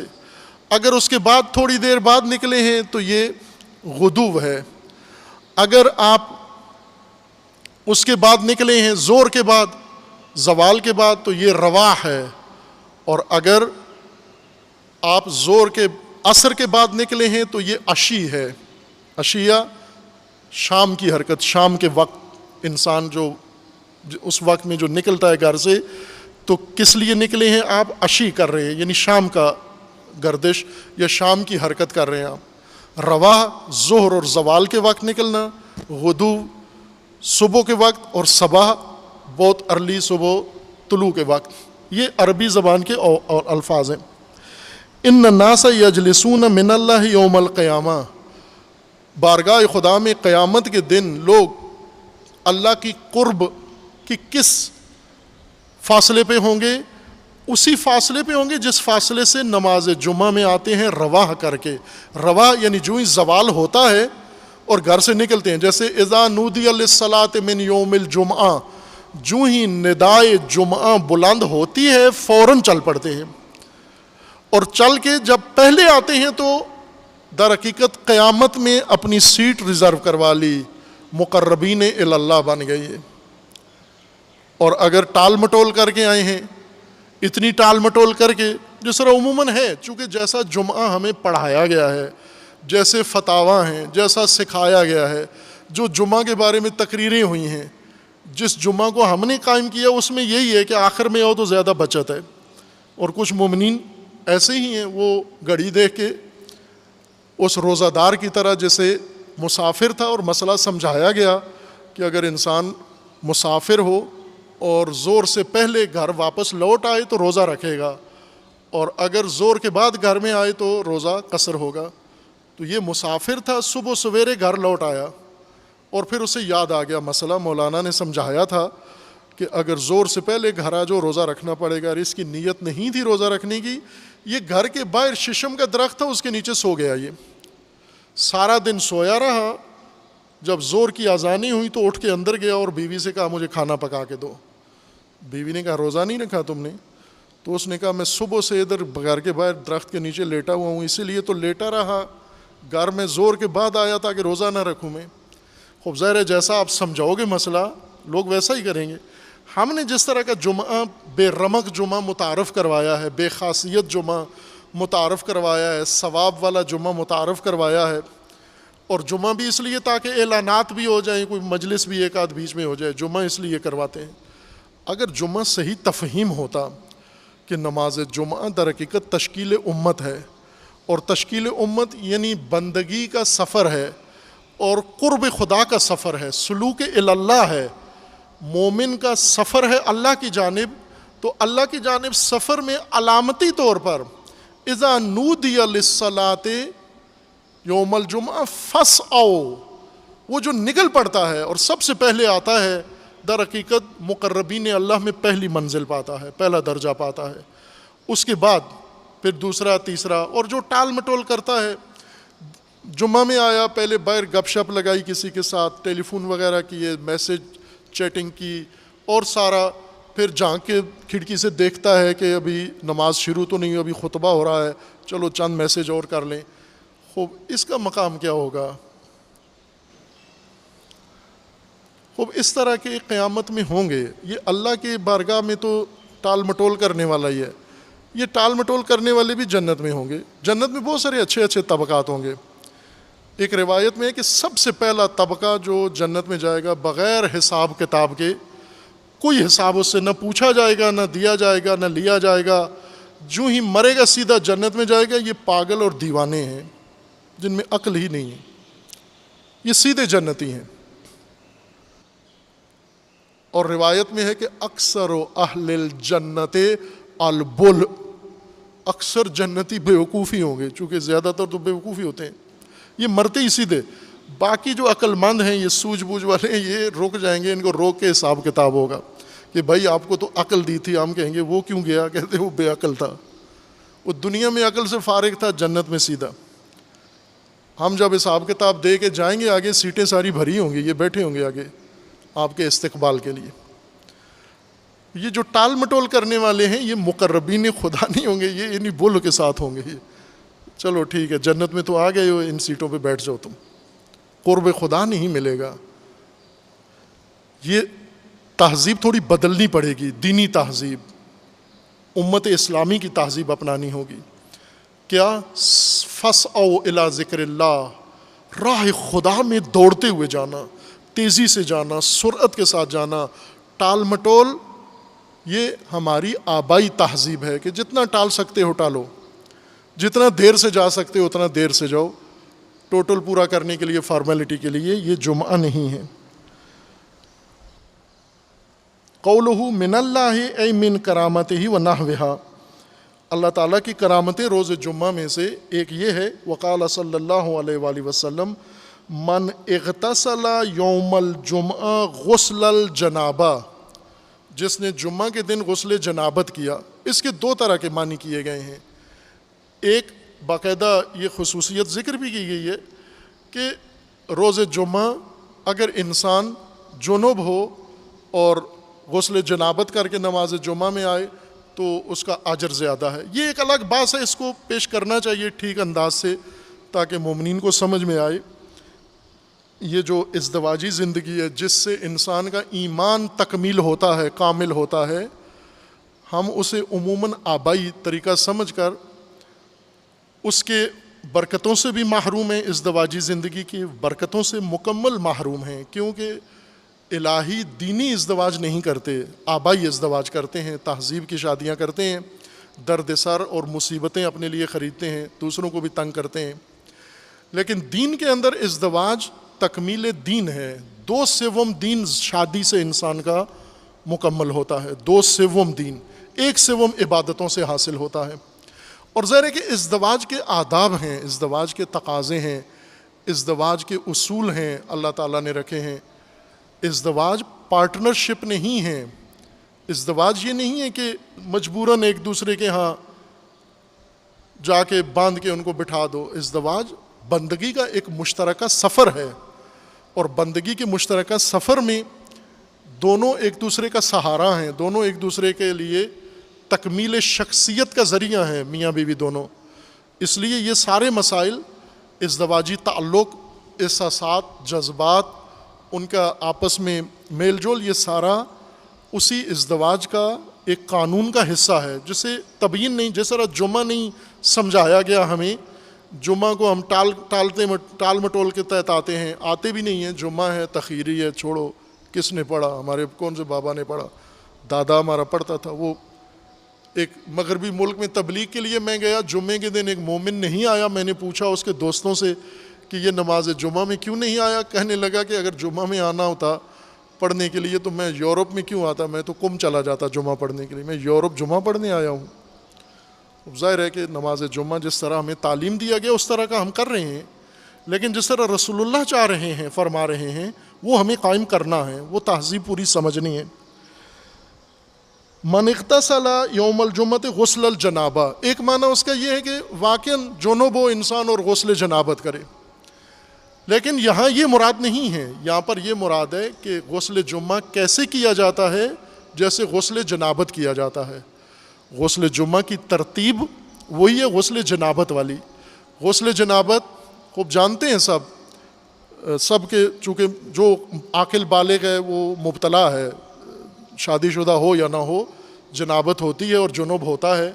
غسل جنابت کا طریقہ یہ ہے کہ پہلے سر دھوئیں، ترتیبی پہلے سر دھوئیں، پھر دایاں حصہ بدن کا، پھر بایاں حصہ بدن کا دھوئیں، دایاں حصہ پورا پھر بایاں حصہ، ایسے نل کے نیچے شاور کے نیچے جا کے سارا بدن دھو کے اور بھگو کے نہ آ جائیں۔ اس کو غسل نہیں کہتے، نہانا اور چیز ہے، غسل اور چیز ہے۔ شیمپو صابن لگا کے پہلے پورا نہا لیں، صفائی کر لیں، پھر اس کے بعد غسل کریں، نیت کریں قربتاً الی اللہ، پہلے سر اور گردن دھوئیں، پھر اس کے بعد دایاں حصہ پورا بدن کا دھوئیں پاؤں تک، ہاتھ پورے، اور پھر بایاں حصہ مکمل طور پر دھوئیں۔ یہ غسل جنابت کا طریقہ ہے۔ غسل جمعہ اسی طرح کرنا ہے جس طرح غسل جنابت کرتے ہیں، یعنی جمعہ کے دن آپ پہلے سر دھوئیں گے، پھر دایاں حصہ بدن کا، پھر بایاں حصہ۔ من اغتسل یوم الجمعہ غسل الجنابہ ثم راح، جو روز جمعہ غسل کرے پھر اس کے بعد نکل پڑے نماز جمعہ کے لیے، فکأنما قرب بدنۃ، جو اول زور جو ہی غسل جمعہ کرے، غسل جمعہ کر کے نکل پڑے جمعہ کے لیے، گویا اس نے راہ خدا میں شتر قربان کیا ہے، اونٹ قربان کیا ہے۔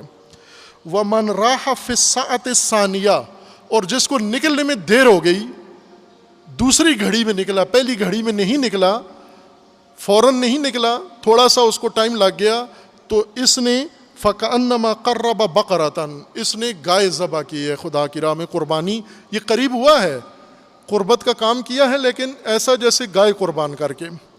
وَمَن رَاحَ فِي السَّاعَةِ الثَّالِثَةِ، اور جو تیسری گھڑی میں، تیسرے وقت میں نکلا غسل کر کے جمعہ کا اور نکلا جمعہ کے لیے، فَكَأَنَّمَا قَرَّبَ كَبَشًا، اس نے دمبا گویا قربان کیا ہے، اللہ کی راہ میں پیش کیا ہے۔ وَمَن راح فی الساعۃ الرابعہ، اور جس نے چوتھی گھڑی میں سفر کیا غسل کر کے نکلا، فَكَأَنَّمَا قَرَّبَ دَجَاجَةً، اس نے مرغی قربان کی ہے اللہ کی راہ میں۔ وَمَن راح فی الساعۃ الخامسہ، اور جو پانچویں گھڑی میں نکلا، مثلا زوال ہوا، ایک فوراً نکلا، ایک تھوڑا سا ٹھہر کے نکلا، ایک تھوڑا اور جو پانچویں درجے میں، پانچویں وقت میں نکلا، فَكَأَنَّمَا قَرَّبَ بَيْضَةً، اس نے انڈا گویا قربان کیا ہے اللہ کی راہ میں، یہ انڈا اس نے پیش کیا ہے۔ خوب، اب پانچویں گھڑی تک تو قربانی ہے، اب اس کے بعد جو چھٹی گھڑی میں آیا، اس کے لیے آگے حدیث میں نہیں لکھا گیا کہ اس نے بیر قربان کی ہیں اللہ کی راہ میں، چھوارے قربان کی ہیں، اس نے، وہ کسی کھاتے میں ہی نہیں ہے۔ پانچویں گھڑی کے بعد آنا جمعے کے لیے، وہ کسی کھاتے میں ہی ذکر نہیں کیا گیا، اس نے کچھ بھی نہیں کیا۔ یہ وہی ٹال مٹول والے ہیں، گھر میں بیٹھے ہوئے ہیں، ٹی وی دیکھ رہے ہیں، موبائل سن رہے ہیں، گپ شپ لگا رہے ہیں، اب یہ کیا ایمان ہے؟ فَاسْعَوْا إِلَىٰ ذِكْرِ اللَّهِ، ملائکہ حاضری جب لگا رہے ہیں، حاضری لگوا کے آؤ ان سے۔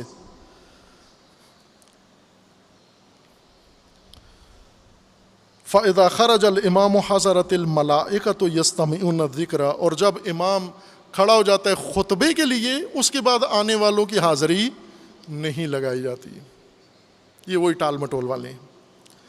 وعن الباقر علیہ السلام، امام باقر علیہ السلام کی حدیث ہے، قال تجلس الملائکہ یوم الجمعہ علی باب المسجد فیکتبون الناس علی قدر منازلہم الاول والثانی حتی یخرج الامام، یہاں امام سے مراد امام معصوم نہیں ہے، امام جمعہ، امام خطیب، امام جماعت مراد ہے۔ کہ امام باقر علیہ السلام فرماتے ہیں کہ روز جمعہ ملائکہ مسجد کے دروازوں پہ بیٹھے ہوتے ہیں، اور خطبہ شروع ہونے سے پہلے پہلے جو مومن آتے ہیں، جس ترتیب سے آتے ہیں اسی ترتیب سے ملائکہ ان کی حاضری لگاتے ہیں، اور جو ہی خطبہ شروع ہوتا ہے ملائکہ بھی جماعت میں شامل ہو جاتے ہیں۔ وقال الصادق علیہ السلام، امام صادق علیہ السلام فرماتے ہیں، ان الجنان لتزخرف وتزین یوم الجمعہ لمن آتاہا، کہ جو جمعہ کے دن مومن آتا ہے جب یہ آتا ہے پہلی گھڑی میں مسجد میں وارد ہوتا ہے، ابھی خطبہ شروع نہیں ہوا اور یہ آ گیا ہے، تو ادھر سے ملائکہ جنت میں اس کے لیے حجلہ تیار کرنا شروع کر دیتے ہیں۔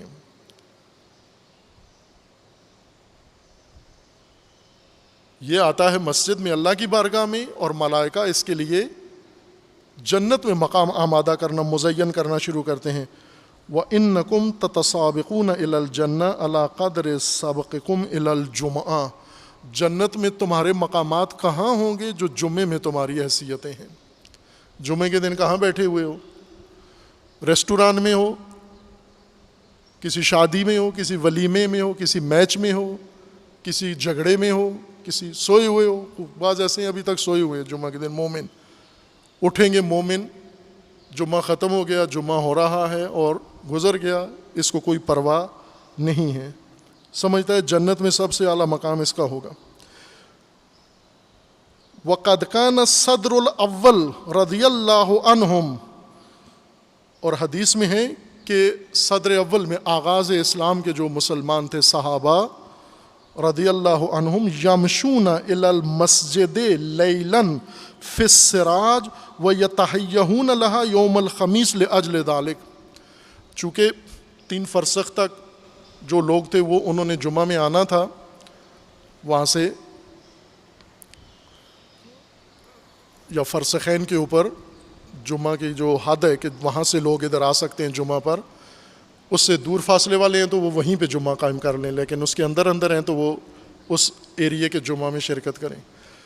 پرانے زمانے میں لوگ ظاہر اتنا فاصلہ بھی 2-3 فرسخ کا کافی وقت لگتا تھا، اگر جمعے کے دن صبح بھی نکلے تو بھی نماز جمعہ میں نہیں پہنچتے تھے، پیدل آ رہے ہوتے تھے یا سواریوں پر آتے تھے، گاڑیاں نہیں تھیں۔